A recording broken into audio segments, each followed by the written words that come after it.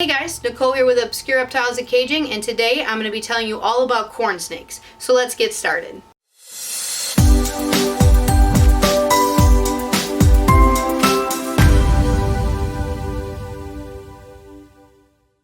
Hey guys, so today I'm going to be telling you about corn snakes. They were actually the first reptile I ever got. So I basically did everything wrong you could do wrong, and this is me explaining it and explaining to you the proper care so you guys don't make the same mistakes that I've made. When it comes to corn snakes, they are very slim and they can be very long, especially if people are a little bit more nervous or apprehensive. If you have a ball python, for example, pretty big snake, or a boa, even larger snake, a corn snake is great. Or if you want to get a pet for, like, let's say your son or daughter, this is a great animal to start with.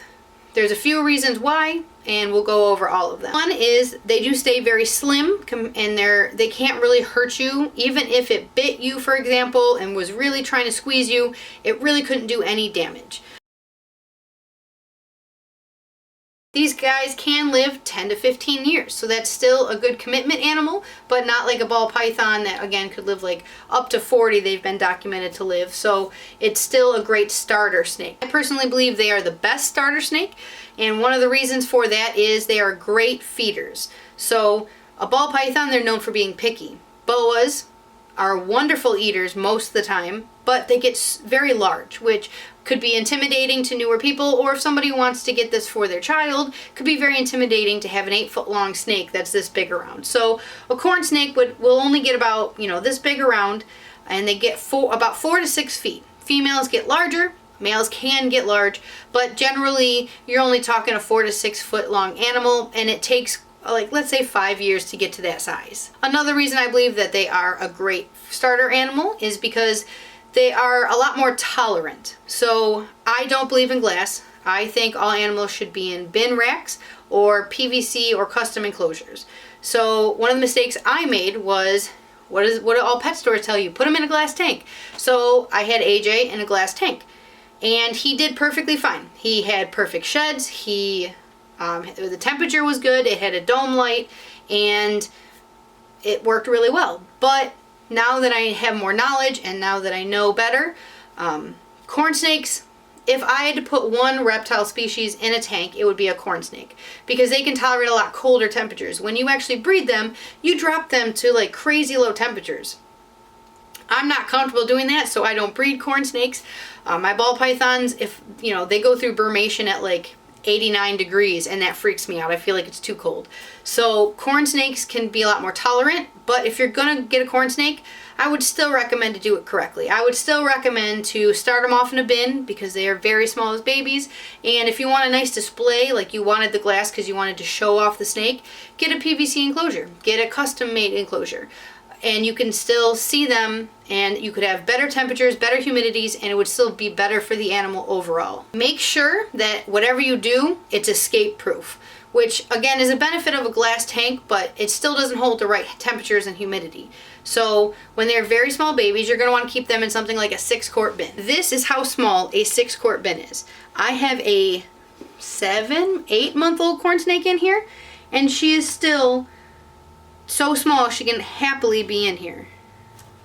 And she still is perfectly fine in this 6-quart. She's actually a scaleless, so she looks a little funny, but she is definitely longer than this bin. And when it comes to these bins, she's big enough now that it's not a problem, but do incredibly small vent holes. Do them all over so they have enough ventilation. And go to your local Office Depot or wherever and get you some of these, because when she was a baby, if they push just a tiny bit on these bins, there's enough wiggle that they can get out, because they are so small.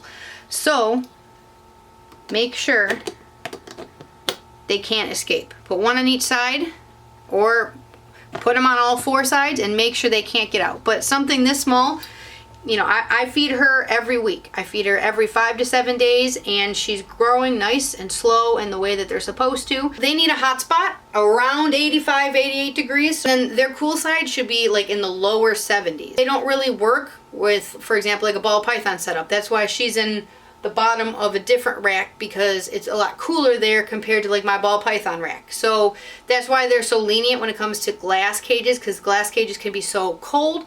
But again, just do it right. It's a lot cheaper and easier to use bins on a thermostat controlled heating pad or heat tape. And once she's big enough, like let's say in 2 to 3 years, just do a 3x2x1 or a 4x2x1 PVC enclosure, and then you're all set. You have a display, it looks really nice, and it's perfect for them. But make sure it's escape proof. So for example, these guys, if you're doing a PVC with sliding doors, just pay the extra $10 for like the case lock so they can't push their way out. Definitely don't want these guys to be fat. You don't want them to be super skinny. They're kind of like a boa body structure. They should be a circle, but they shouldn't be like how a ball python looks. They shouldn't have a small head, a fat body. These guys should be about a circle or a little bit less, but they should be pretty consistent over their whole body. If they turn, they shouldn't have any rolls. Most of these guys are really good at feeding, so frozen thawed works perfectly. That's another reason why I think they're a really good starter, because you can do frozen thawed, and these guys could live on mice their whole life. Mice actually have a little bit more fat and less protein than a rat of the same size. So it's actually healthier to feed rats. If you can, start off with rats and just stick with rats. It can be very small to start with, but you want to make sure they have good size on them. If you're going to get them from a breeder, try not to go to a pet store. Try to find breeders. There's so many reptile shows you guys can go to at any time. We'll actually be in Rochester. We're going to be the November 6th show at Rexpo. So if you guys have any questions, you can come see us out there too. But make sure if and when you can, you go to a reptile show, a local breeder, instead of going to big chains like Petco or PetSmart, which nothing against them, but their care is not going to be the same as a reputable breeder. This is the same for all reptiles, but it has to be said because there are still people who somehow miss this. As the snake gets bigger, the prey size gets bigger. I've had people who have brought me corn snakes that were 4 feet long and thinner than my pinky. Why? Because they said, oh, well, when I bought it from the pet store 3 years ago, it said 1 pinky a week. So I'm still doing 1 pinky a week. There's really no excuse for that because, yeah, maybe the pet store told you 1 pinky a week. But all you have to do is do a Google research, a YouTube research, any kind of research. In 2 minutes, you can answer just about any questions when it comes to reptiles. So I am putting this video out to hopefully help even more people so things like that don't happen again. But the prey size gets larger as the snake gets larger. The corn snake you just saw, she was on brand newborn pinky mice, and now she's on a couple-day-old pinky rats. So she is going up. You want to do around the size of their body. So if the snake is, let's say this is how thick your corn snake is, right?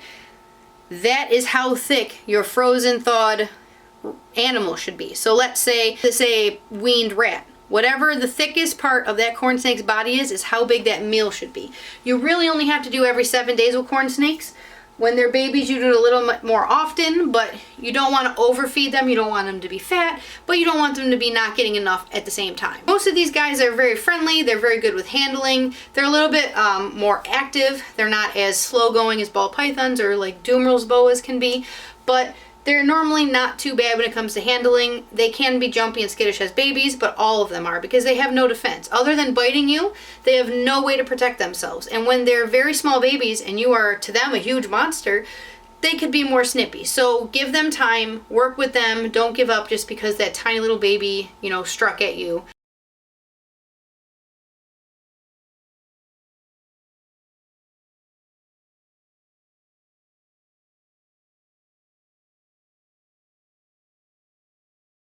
Their setups are really basic.